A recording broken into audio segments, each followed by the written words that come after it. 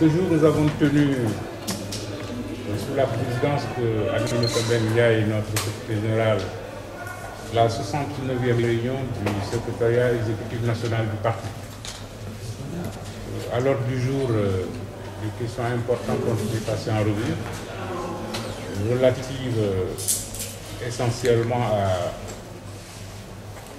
l'analyse de la situation de la vente des cartes et de la centralité un peu de nos débats dans l'ensemble de l'espace politique géré par le Parti socialiste.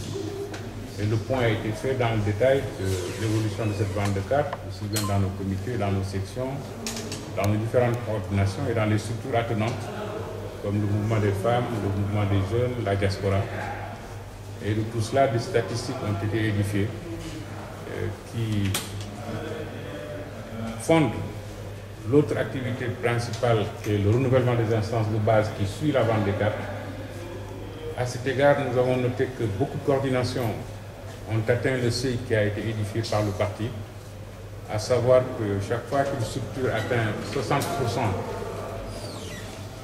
du montant de la vente des cartes dans l'ensemble de ces structures, elle est autorisée, cette structure, après avis de la Commission nationale de supervision de la vente de cartes et de la préparation du renouvellement, cette structure est autorisée à renouveler.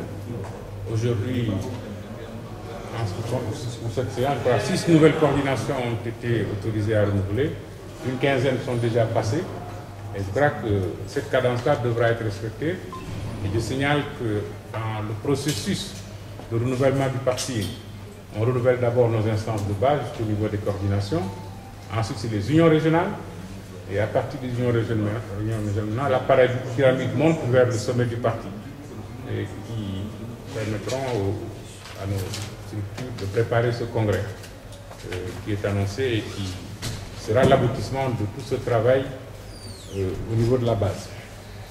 Ensuite, vous le savez, chaque année, le Parti socialiste, depuis la disparition du président Senghor, est resté fidèle à une tradition de rendre un hommage au président Senghor chaque 20 décembre.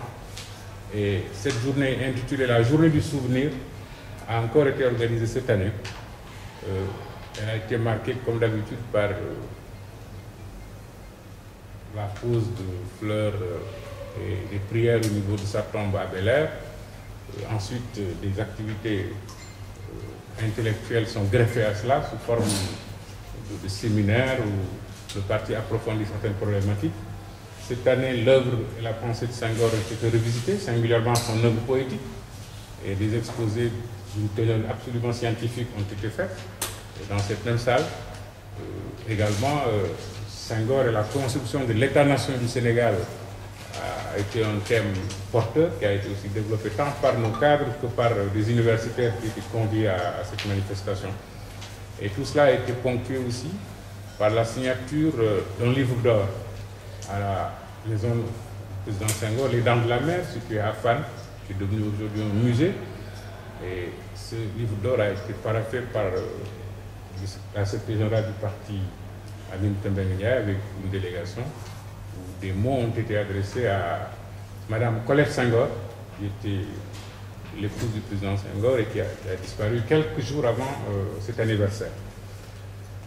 Dans le même cadrage, il a été beaucoup question d'animation forte du parti et qu'il est temps, après la disparition de notre honorable, voyant exceptionnel secrétaire général Ousmane Tanor Dieng, après avoir passé ce deuil et ce moment absolument douloureux pour nous, mais aussi pour la nation, il est temps de revenir à la base au niveau du parti, de commencer, de lancer le programme d'animation du parti. La vente des cartes en est une séquence, et aussi de profiler un programme que le parti également a adopté, avec des tournées, l'analyse aussi de certaines défaillances dans la vente des cartes, parce que tout ne peut pas être parfait dans le management d'un parti politique. Il y a des structures aujourd'hui qui n'arrivent pas à atteindre, en tout cas qui cherchent désespérément ou difficilement à atteindre le niveau de 100% de la vente des cartes, condition essentielle pour le déclenchement des opérations de renouvellement. Et le parti a envie de savoir exactement ce qui se passe. Je crois que les tournées vont être organisées, les camarades également vont être appelés. Une autre activité qui est retenue, c'est aujourd'hui on a tenu la réunion du secrétaire exécutif national. La deuxième, après la disparition du président Ousmane Tanor Dieng, samedi se tiendra une réunion du bureau politique élargie à l'ensemble de nos secrétaires généraux de coordination. Donc les 138 coordinations du parti vont se réunir samedi ici et nous échangerons avec ces structures-là.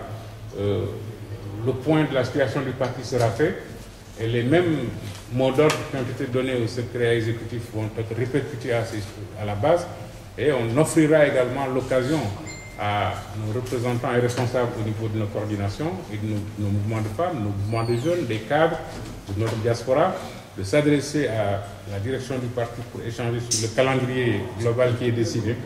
Et ces structures-là aussi apporteront, bien entendu, leurs observations, leurs critiques pour accélérer et améliorer la marche normale du parti. Une autre activité qui est en perspective, elle est importante. Vous savez, depuis la disparition du président Ousmane Tanor Dieng, beaucoup de témoignages ont été faits, tant à l'échelle nationale qu'à l'extérieur. Après cet hommage exceptionnel, ces funérailles nationales offertes par la nation sous la direction du président Macky Sall, que le Parti socialiste a vivement remercié pour tout ce qui a été fait en cette occasion douloureuse où la nation a été fortement secouée. Donc les témoignages continuent au niveau national, mais aussi à l'extérieur.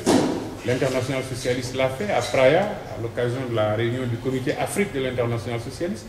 Également au niveau de cette diaspora, à tout point de vue, l'œuvre et l'action de Tanor, sa pensée sont revisitées. Et aujourd'hui, le Parti socialiste veut rendre un hommage national à Tanor.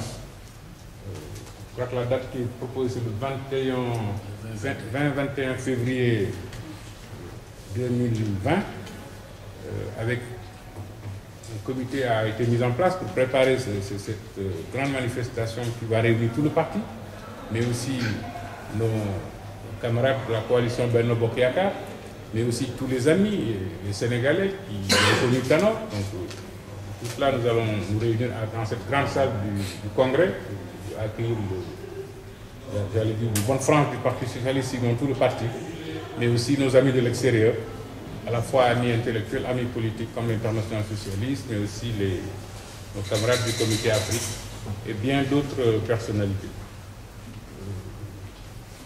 Ensuite, bon, sur l'actualité politique nationale, comme d'habitude, on le fait à chaque séquence de la réunion du secrétaire exécutif.